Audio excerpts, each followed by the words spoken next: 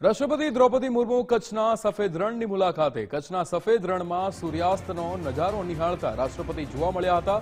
Camel સફારીની સાથે સાથે સફેદ રણની સુંદરતા તેમણે માણી હતી।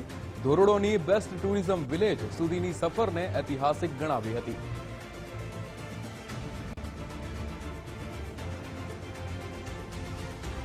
ત્યારે જે રીતે એમણે ધોરડોની મુલાકાત લેતા બેસ્ટ ટુરિઝમ વિલેજ સુધીની સફરને ઐતિહાસિક ગણાવી હતી। કેમલ સફારીની પણ મજા તેમણે માણી હતી અને સાથે જ સફેદ રણની સુંદરતા પણ એમણે માણી હતી।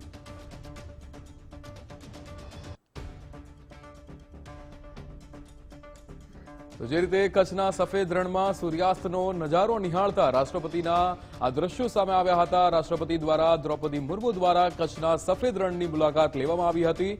કેમલ સફારીની સાથે સાથે તેમણે સફેદ રણની આ સુંદરતાને પણ માણી હતી, નિહાળી હતી। સાથે જ ધોરડોની જે બેસ્ટ ટુરિઝમ વિલેજ છે ત્યાં સુધીની સફરને તેમણે ઐતિહાસિક પણ ગણાવી હતી। રાષ્ટ્રપતિ દ્રૌપદી મુર્મુ દ્વારા કચ્છના સફેદ રણની મુલાકાત લેવામાં આવી હતી। સફેદ રણના આ દ્રશ્યો સામે આવ્યા હતા।